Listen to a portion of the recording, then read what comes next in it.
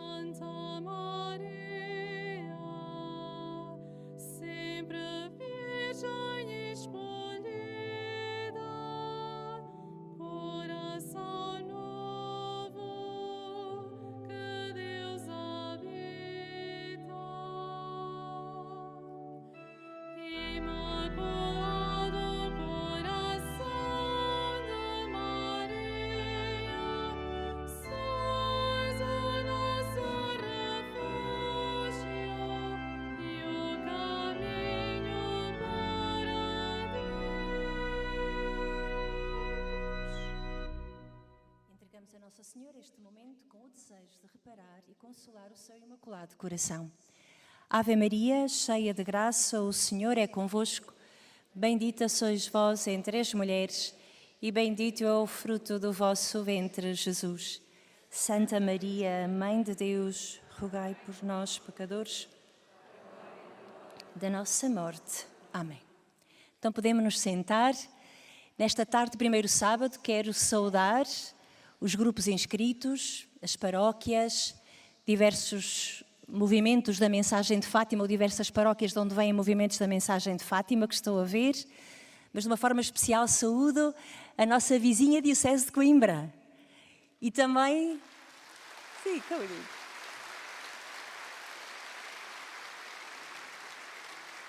E de uma forma particular, deixem-me cumprimentar o Sr. Dom Virgílio, que já ouvi. Ora, aqui está, Sr. Dom Virgílio. Isto há muitos anos começou também com o Sr. Dom Virgílio, ainda reitor, a dar um novo impulso à celebração da devoção dos primeiros sábados. Por isso é com muita alegria que o vemos aqui hoje, também conosco.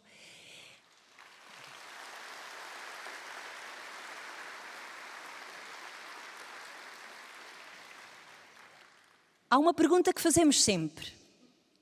E eu vou começar por aqueles que provavelmente a vão ouvir pela primeira vez, que é esta. Por favor, levante a mão quem está aqui hoje pela primeira vez a celebrar os primeiros sábados no Santuário de Fátima. Muito bem, temos muita gente pela primeira vez aqui do meu lado esquerdo. Muito bem, aqui também do meu lado direito, muita gente pela primeira vez. Sim, senhora.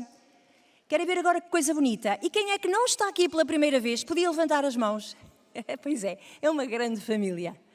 Muito bem, então quem está aqui pela primeira vez é a partir de hoje convidado a participar na celebração dos primeiros sábados, que todos os meses se celebra aqui ou se vive no Santuário de Fátima, sendo que a aparição onde Nossa Senhora os pediu, a aparição de Pontevedra, consta de 5 meses seguidos.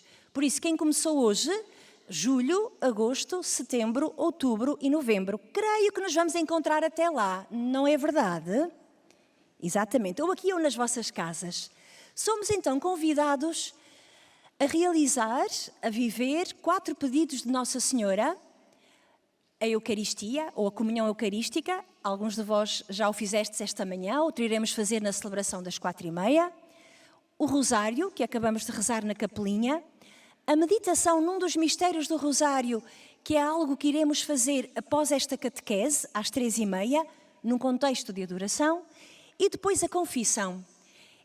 Estes 4 elementos, com a intenção de reparar o Imaculado Coração de Maria, foi pedido pelo Menino Jesus e por Nossa Senhora, em Pontevedra, a devoção dos primeiros sábados, e tem esta promessa de Nossa Senhora, que quem os fizer tem a sua presença naquele momento último da nossa vida, quando nos formos encontrar com o Pai.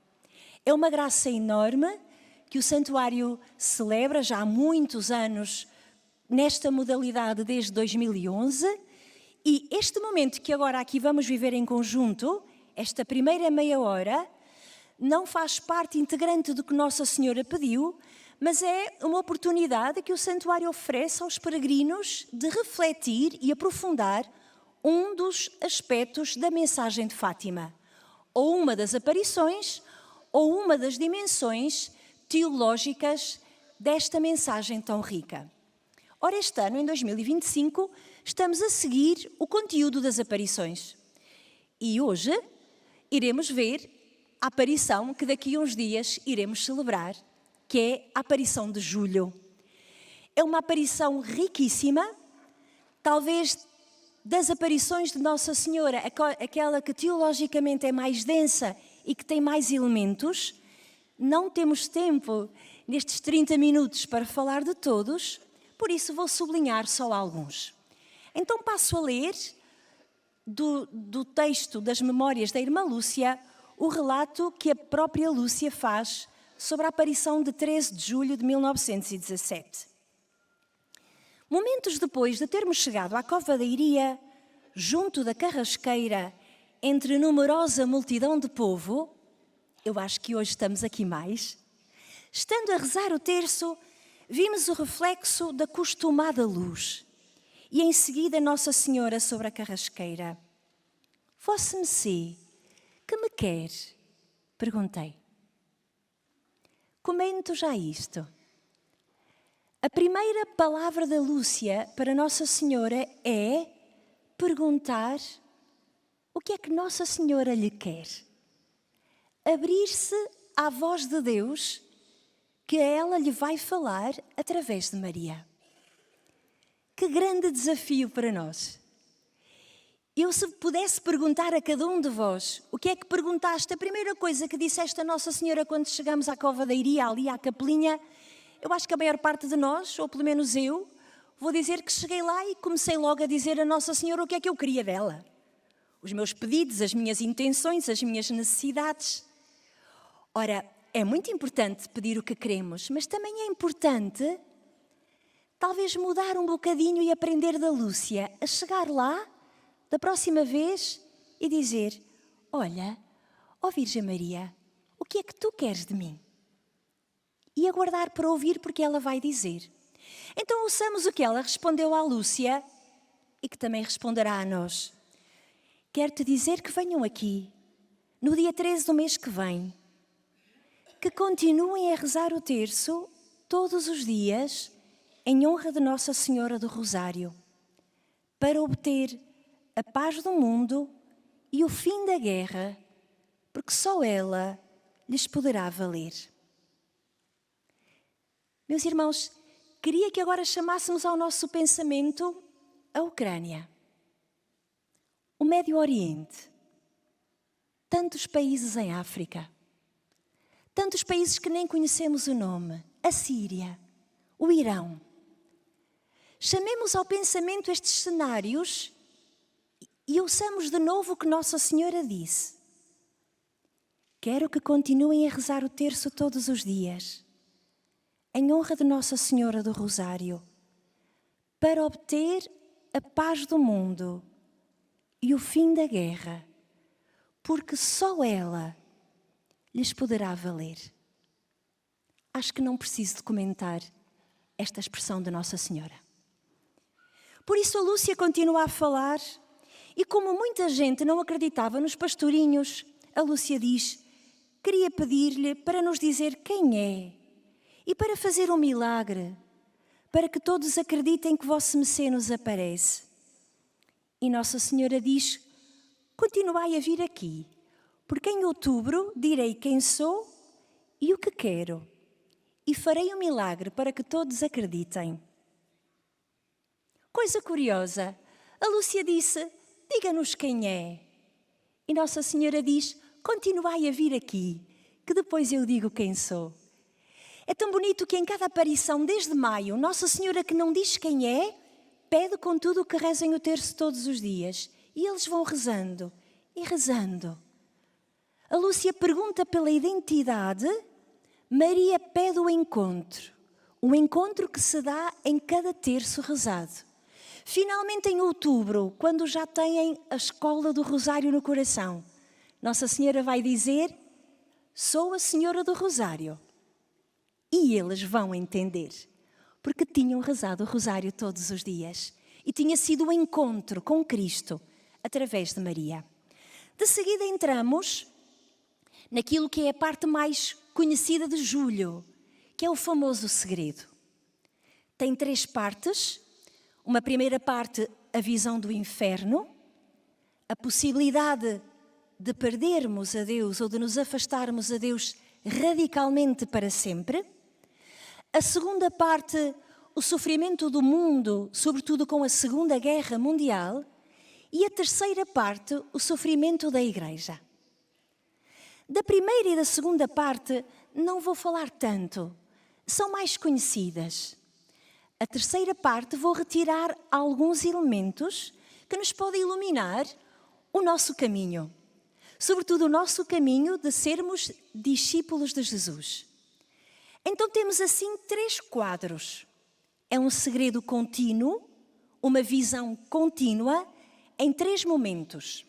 A primeira, o inferno, é relativa ao para lá do tempo. Na teologia chamamos escatologia, o final, os fins.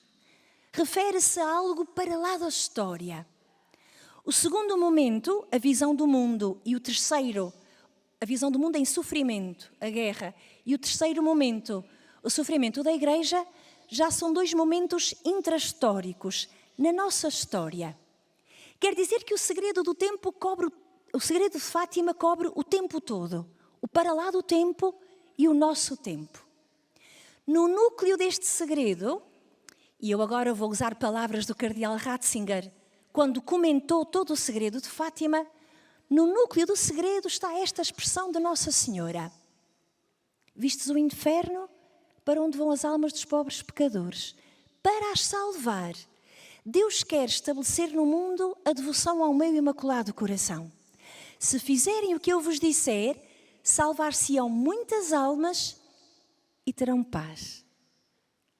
Acompanhem-me, meus irmãos e irmãs, nesta maravilha, desta expressão de Nossa Senhora. Se fizerem o que eu vos disser, salvar-se-ão muitas almas, primeira parte do segredo, e terão paz, a segunda e a terceira. Quer dizer que tudo o que vai ser visto pelos pastorinhos, dirá o cardeal Ratzinger, não é um filme sobre o futuro, a eternidade e o tempo. Não se faz futurologia em Fátima. O cardeal Ratzinger é muito claro quando diz: Nossa Senhora, quando mostra esta visão aos pastorinhos, não mostra um filme com o futuro fixado. Vai ser assim e não há possibilidade de mudança. Não. Nossa Senhora mostra o que pode acontecer se não escutarmos os seus pedidos, que são os pedidos de Jesus no Evangelho. E o que pode acontecer é este afastamento de Deus, que é o maior dos tormentos, e a guerra, e a desunião, e o desentendimento, quer a nível mundial, quer a nível da Igreja e nas nossas relações pessoais e familiares. Então, o que Deus nos mostra e nos recorda, quando nos mostra todo o segredo de Fátima, é que nós somos livres, porque somos livres, podemos escolher e as nossas escolhas têm consequências. É o mais maravilhoso neste segredo. Dirão os teólogos que esta antropologia é muito positiva, como é toda a antropologia cristã. O modo de olhar para o ser humano na nossa igreja, na nossa fé católica, é extremamente valiosa e preciosa. Nós somos importantes para a história do mundo. O meu agir toca os acontecimentos da história. E Nossa Senhora aqui vem nos dizer, recordando as palavras do Evangelho, vem nos dizer e apelar à conversão, à oração, à mudança de vida, à reparação, à consagração. Dizendo-nos esta frase maravilhosa: se fizerem o que eu vos disser, salvar-se-ão muitas almas e terão paz. A terceira parte do segredo foi vista também em 1917, mas só foi escrita em 44. Já estavam conhecidas a primeira e a segunda partes, e a jovem Lúcia, que já era uma religiosa, já madura, estava muito doente. E o bispo de Fátima, Dom José Alves Correia da Silva, pediu-lhe que escrevesse a terceira parte do segredo, com receio que ela viesse a falecer daquela doença, enfim, e o segredo não fosse conhecido. A Lúcia escreve, em 3 de janeiro de 44, coloca no envelope e dá a indicação que pode ser aberto após 1960, quando o Papa quisesse. Sabemos que João 23 leu o segredo, mas decidiu não publicar. Paulo VI também leu o segredo, mas decidiu não publicar. Não sabemos até ao fundo quais foram os motivos pelos quais decidiram não publicar. Não sabemos acerca de João Paulo I. Sabemos sim que João Paulo II poderia ter lido o segredo desde que foi eleito, mas só o leu após o atentado, após 13 de maio de 81. Quando, acordando na clínica Gemelli, da cirurgia que lhe salvou a vida, daquele atentado que praticamente o matou, reconhece, percebe que foi o dia 13 de maio, Nossa Senhora de Fátima pede o segredo e leu. O seu olhar a partir daí e a sua vida ficam profundamente unidos a Fátima, mas só decide publicar o segredo no ano 2000, com uma adequada preparação teológica feita pelo cardeal Ratzinger, que o comentou. Então, em síntese, quais são as duas grandes cenas desta terceira parte do segredo? Há um anjo que com uma espada de fogo tenta tocar a terra, mas não consegue tocar porque presente está a figura luminosa de Nossa Senhora, que com a sua mão direita impede as chamas de contactarem a terra. E então o anjo diz 3 vezes: penitência, penitência, penitência. Depois viram uma grande peregrinação. Não estou a ler, estou a dizer de memória para irmos fixando mais as cenas. Vê-se um quadro maravilhoso. Vê-se um conjunto de gente a peregrinar. No fundo desta peregrinação está uma montanha difícil de subir, no cimo do qual estava uma cruz. Então vemos que é um conjunto de gente que peregrina e percebemos-nos que é a Igreja Católica, porque a liderar esta peregrinação está o bispo vestido de branco, o Papa. O Papa é o primeiro deste conjunto de gente, leigos, religiosos, sacerdotes, bispos, cardeais, que caminham. Claramente a meta é a cruz, é Cristo. Mas antes de lá chegar, esta peregrinação passa uma cidade em ruínas.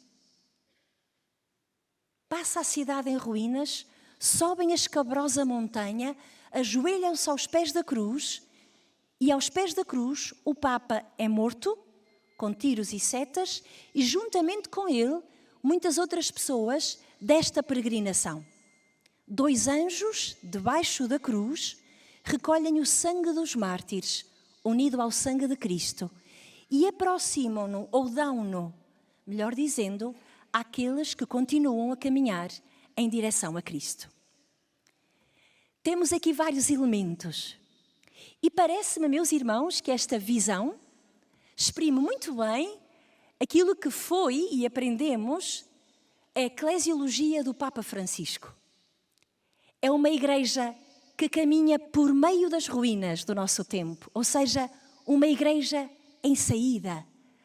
A famosa imagem de hospital de campanha tão querida ao nosso Papa Francisco. Uma igreja que não foge das ruínas e das feridas e dos feridos. Não. Uma igreja que é chamada precisamente a assumir as feridas e os feridos do nosso tempo, da nossa história, da nossa sociedade. Mas uma igreja que não fica ali parada. Uma igreja que leva toda esta gente até Cristo. Claro que a montanha lembra-nos que a subida é difícil. Seguir a Jesus, enfim, desde o Evangelho que Jesus nos vai dizendo que tem as suas dificuldades, que às vezes a estrada é íngreme e é estreita. Quando Jesus fala da dinâmica do seguimento, diz: quem quiser vir após mim, negue-se a si mesmo, tome a sua cruz e siga-me. É belíssimo seguir Jesus, mas também tem a sua dor. E este realismo está presente em Fátima. Este realismo de assumir a dor das ruínas do nosso tempo, não fugir, mas assumir e levá-las subindo a escabrosa montanha até Cristo. Cristo é a meta da história. Caminhamos para Ele.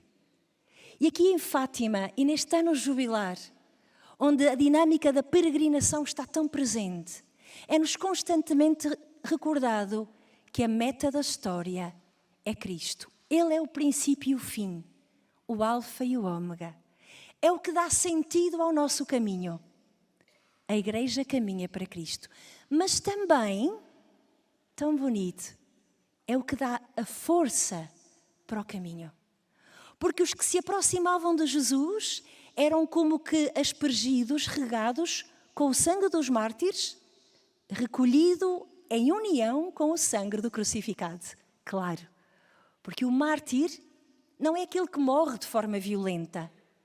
Um mártir é aquele que morre como Cristo, pela verdade e perdoando ao agressor. E sabemos que o século XX e também o nosso século XXI são séculos recheados deste martírio. A nossa igreja bebe com que fecundidade da vida destes homens e mulheres que no seguimento de Jesus dão a vida até ao sangue.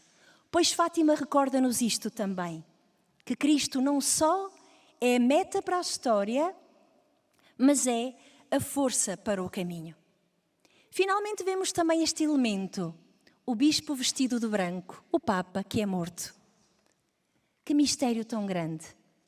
Alguns de nós até podemos pensar, pronto, esgotou-se este tema do Papa que é morto com a figura de João Paulo II.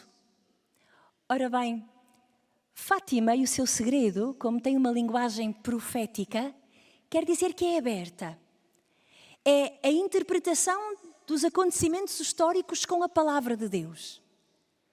Então isto quer dizer que vai haver algum Papa que vai cair morto? Bom, isso eu não sei. Esperemos bem que não. Mas mais do que este ser morto, é todo um sofrimento. Sim, o nosso Papa sofre. E é interessante que o Papa Bento XVI se identificou com este bispo vestido de branco que sofre.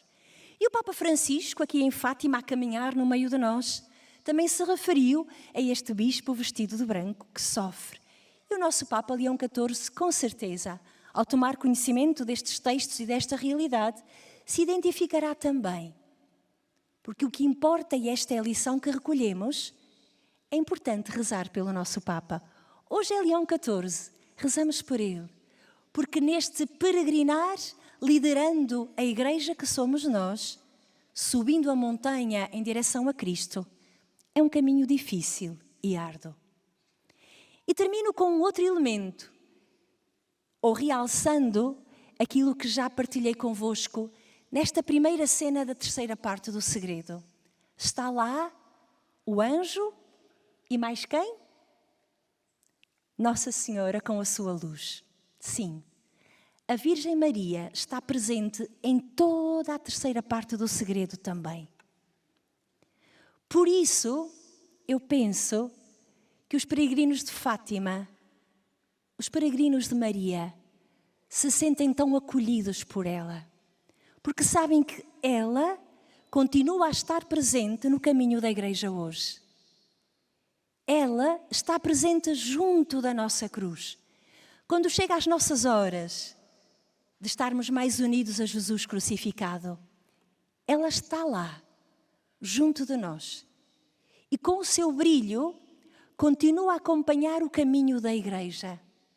Já nos diz um documento do Vaticano II chamado Lumen Gentium, tem um capítulo dedicado a Nossa Senhora, e diz: ela, com o seu olhar maternal, continua a acompanhar os seus filhos, os irmãos do seu filho, que peregrinam em direção à Páscoa.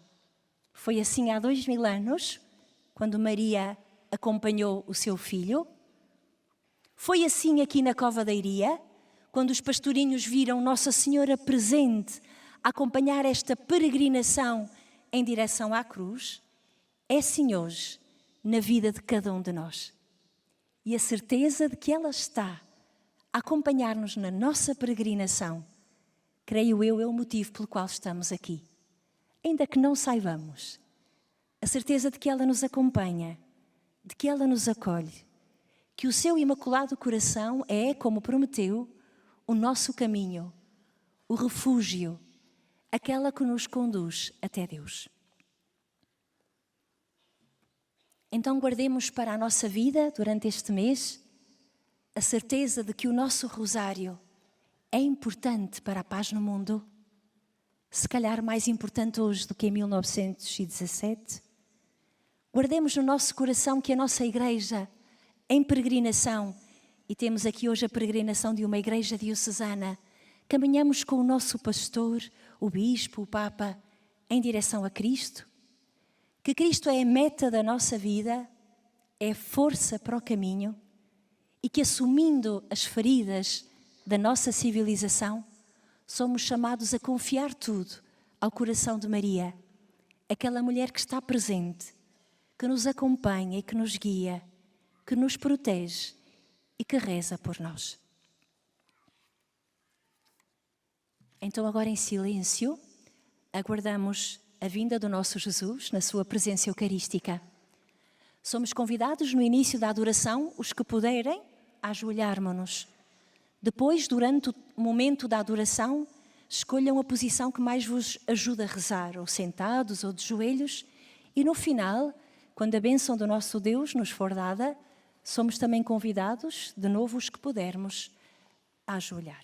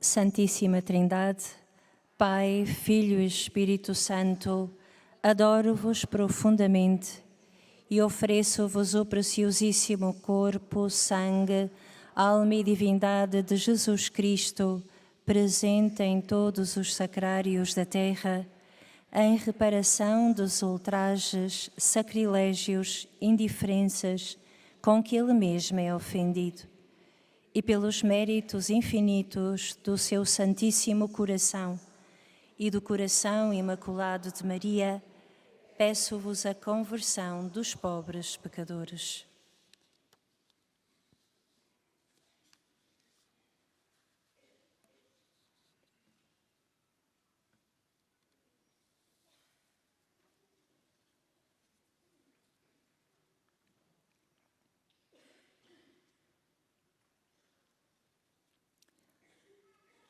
O Senhor Jesus está realmente presente no meio de nós também na Eucaristia.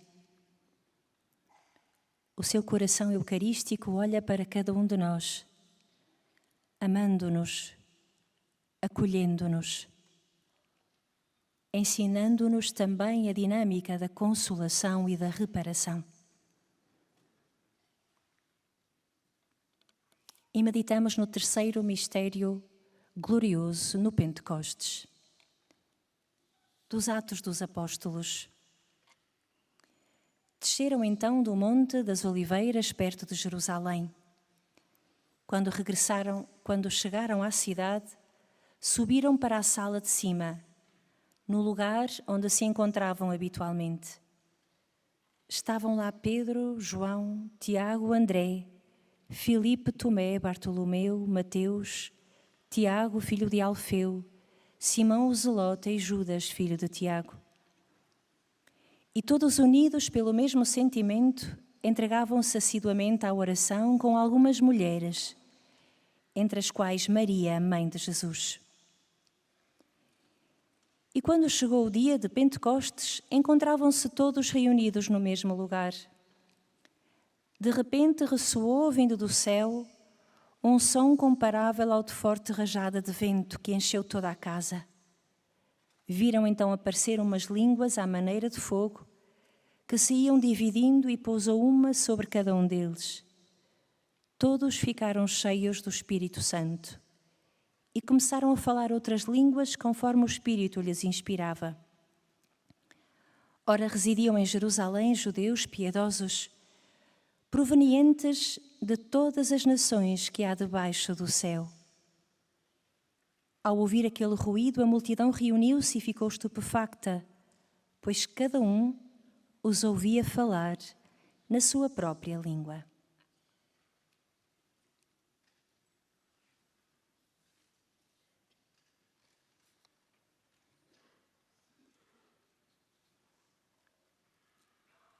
Pensemos no maior dom da Santíssima Trindade, de Jesus no seu mistério pascal, o dom do Espírito Santo.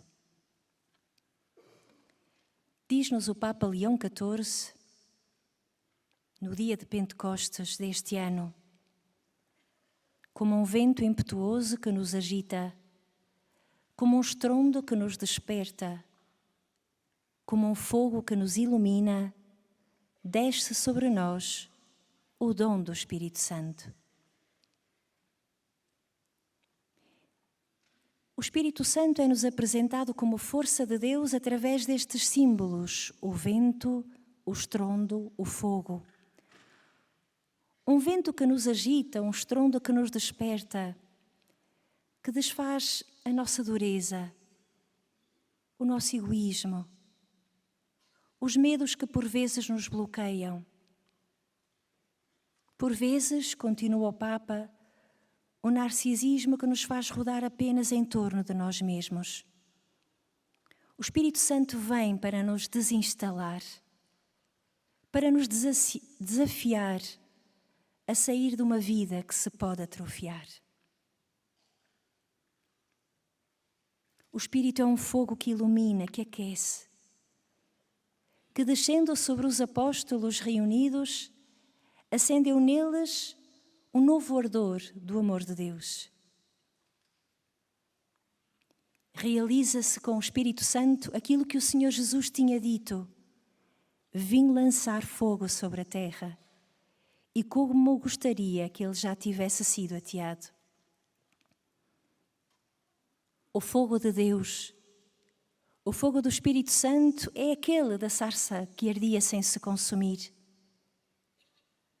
É uma chama que arde, mas não destrói. Aliás, faz emergir a parte melhor e mais verdadeira que existe em cada um de nós.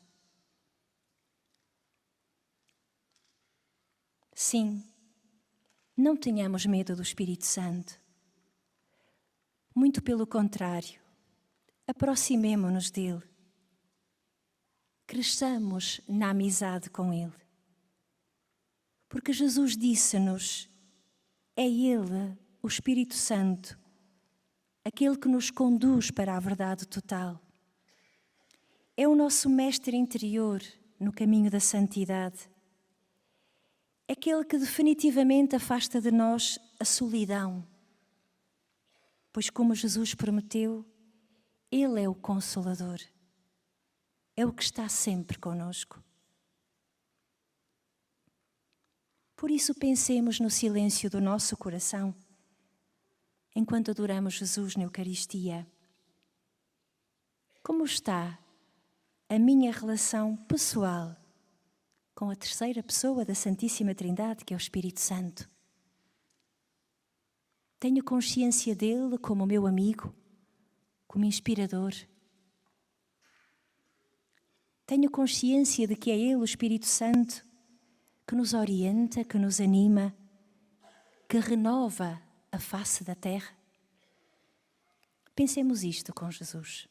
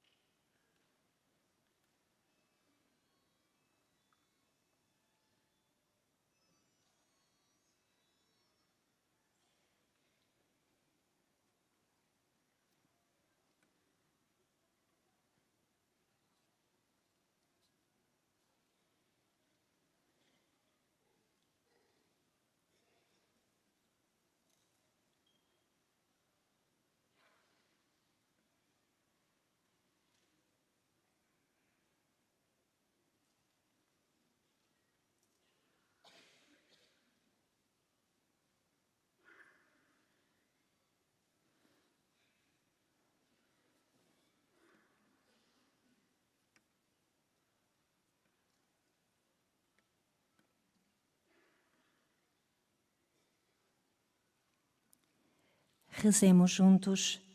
Jesus, nós te amamos e te adoramos. Jesus, envia sobre nós o teu Espírito. Vem, Espírito Santo, e renova a face da terra.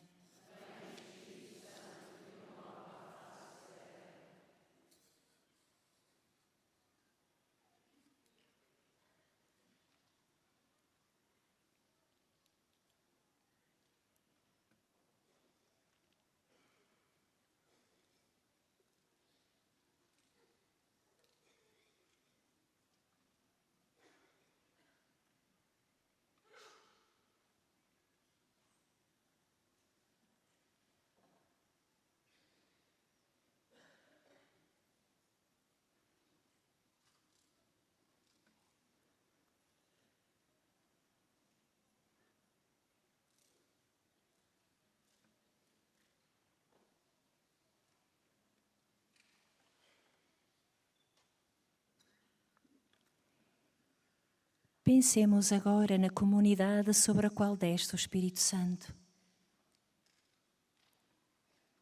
De acordo com o relato dos Atos dos Apóstolos, após a morte de Jesus, os apóstolos fecharam-se no medo e na tristeza. Mesmo após a ascensão e a benção, é o medo e a tristeza que os leva a fecharem-se. A tristeza de não verem mais o Senhor já não estava com eles como antes. O medo do futuro. Não sabiam o que tinham de fazer, como iria ser.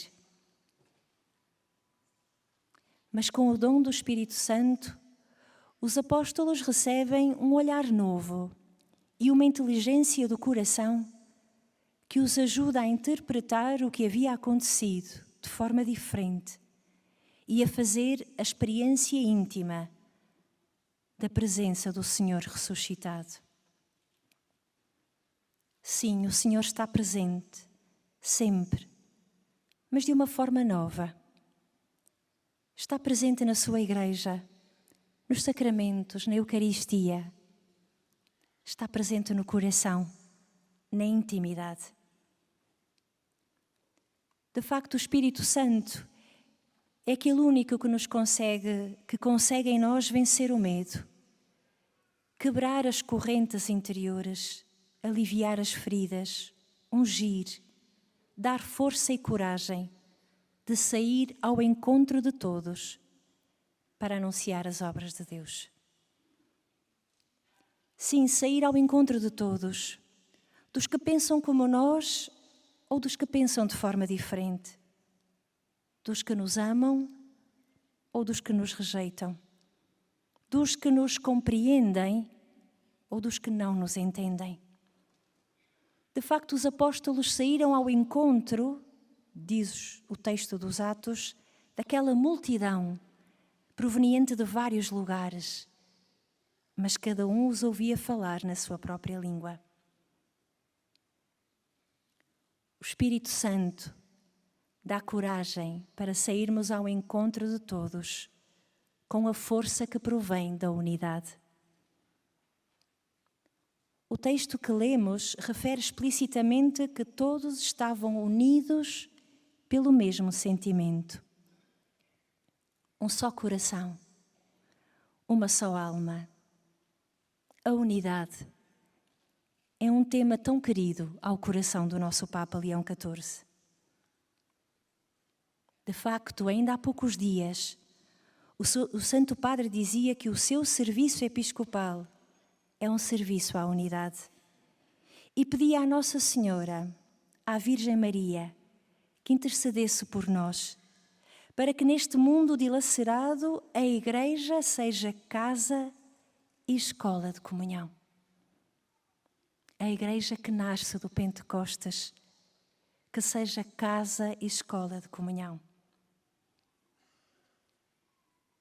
Por isso rezemos em silêncio perguntando-nos: como tenho contribuído para que a diocese a que pertenço, a minha comunidade paroquial, a minha família, seja uma comunidade onde nos amamos e aceitamos apesar das diferenças?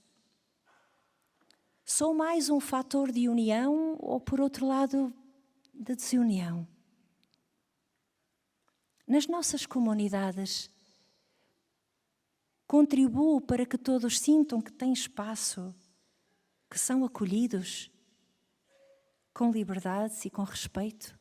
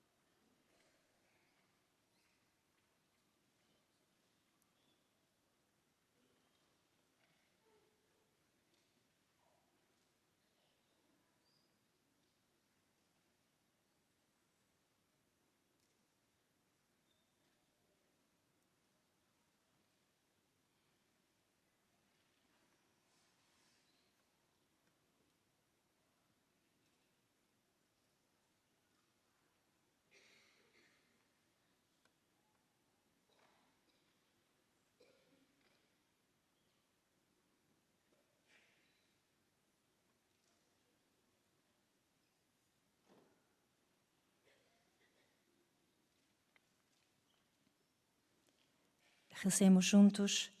Jesus, nós te amamos e te adoramos. Jesus, envia sobre nós o Espírito da unidade.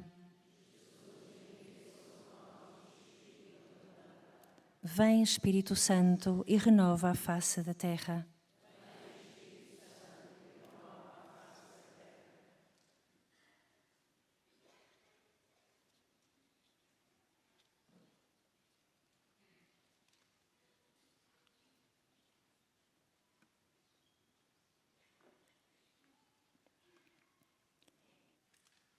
E pensemos agora na figura de Maria, mulher orante, no meio desta primeira comunidade.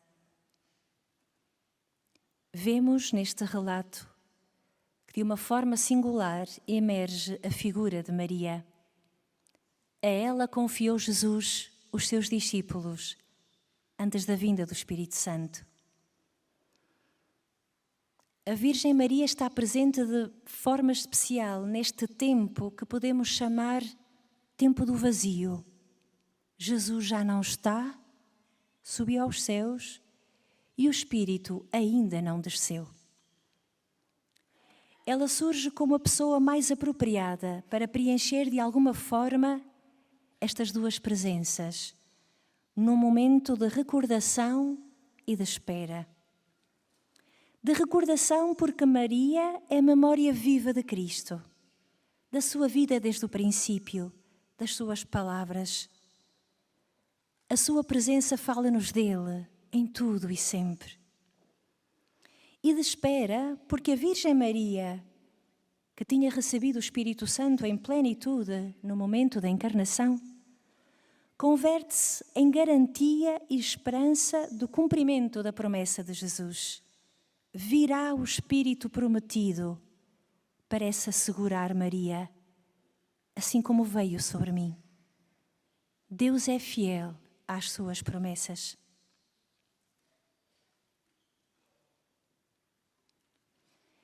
Dizia o Papa Bento XVI, uma semana depois de ter estado em Fátima, em 2010. Não há igreja sem Pentecostes. E não há Pentecostes sem a Virgem Maria.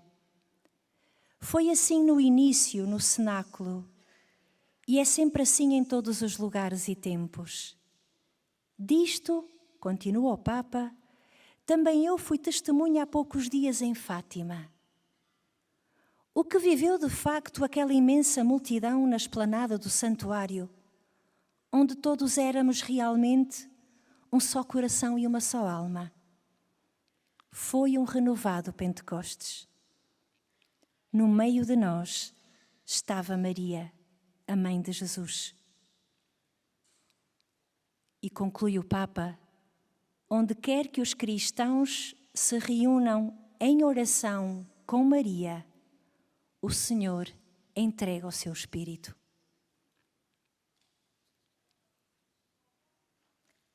A importância da oração. E da oração com Maria. A importância de cuidarmos da interioridade dos nossos corações. Sobretudo nesta era da tecnologia, da inteligência artificial, da era digital. Apesar de todo o bem que destes avanços tecnológicos recebemos, também enfrentamos o risco de nos perdermos, de nos desconectarmos do nosso interior. É tão fácil esquecer o coração. A oração com Maria leva-nos a ser humanos, mais humanos. Habitar este coração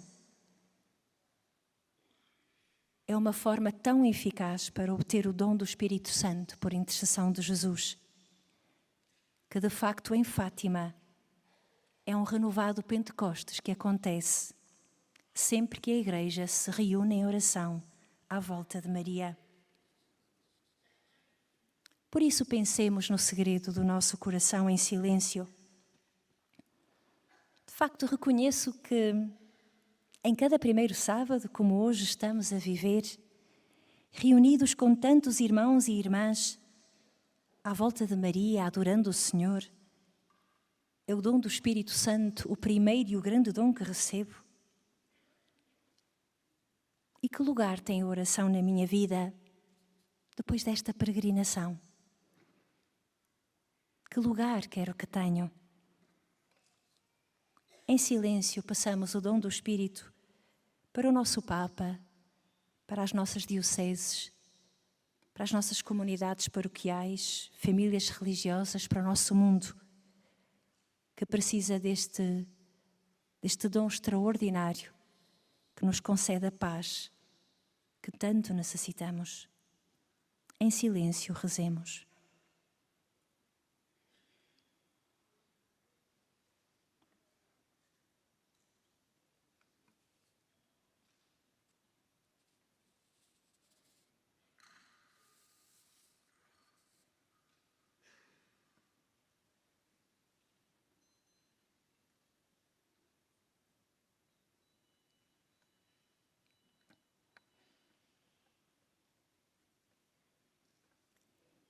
E rezemos juntos: Jesus, nós te amamos e te adoramos.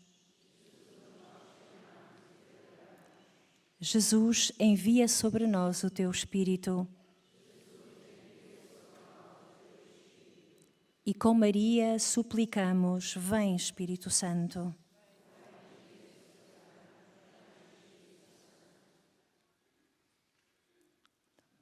Em profundo silêncio, adoremos o Senhor e, com muito amor, aguardemos a sua bênção.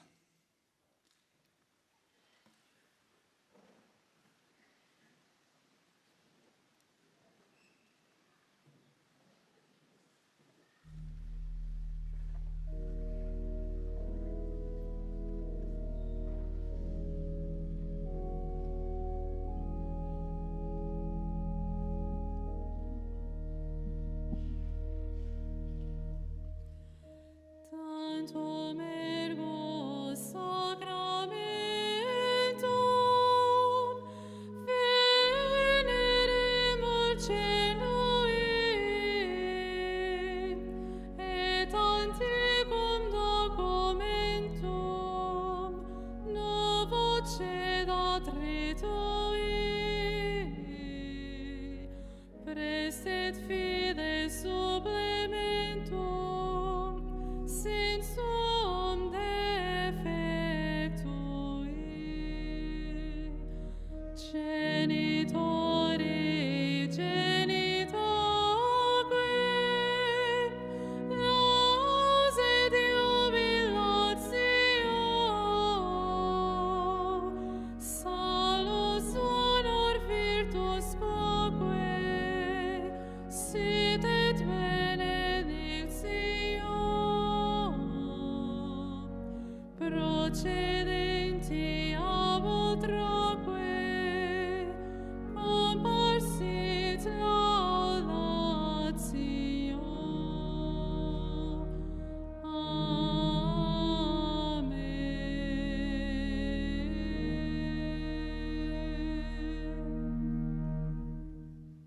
Oremos.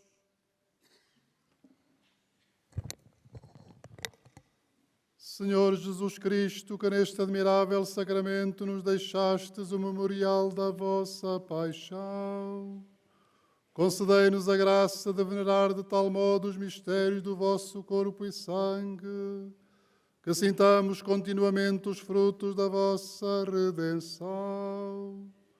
Vós que sois Deus com o Pai, na unidade do Espírito Santo. Amen.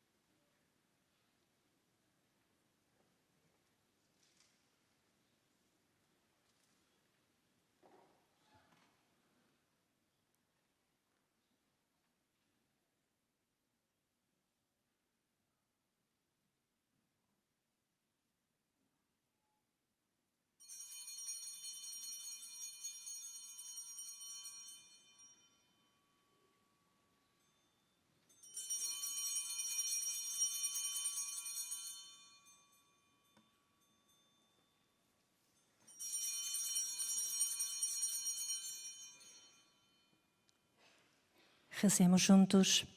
Bendito seja Deus, bendito o seu santo nome, bendito Jesus Cristo, verdadeiro Deus e verdadeiro homem, bendito o nome de Jesus, bendito o seu sacratíssimo coração, bendito o seu preciosíssimo sangue, bendito Jesus no santíssimo sacramento do altar, bendito o Espírito Santo Paráclito, bendita a excelsa Mãe de Deus, Maria Santíssima, bendita a sua Santa e Imaculada Conceição, bendita a sua gloriosa Assunção, bendito o nome de Maria, Virgem e Mãe, bendito São José, seu castíssimo esposo, bendito Deus nos seus anjos e nos seus santos.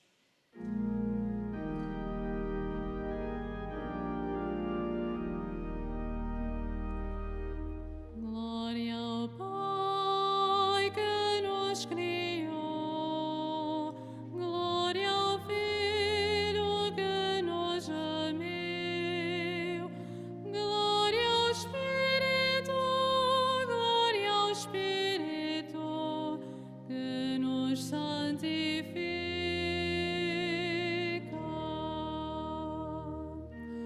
Glória ao Pai que nos criou, glória ao Filho que nos amou, glória ao Espírito que nos santifica.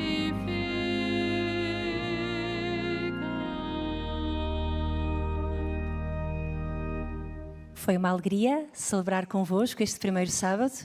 Desejo um bom regresso a vossas casas, uma boas férias, se for caso disso. Cá nos encontramos para o próximo mês, se Deus quiser, e pediram para avisar que a saída se faz pelas portas laterais. Dai graças ao Senhor, porque Ele é bom, porque é eterna a sua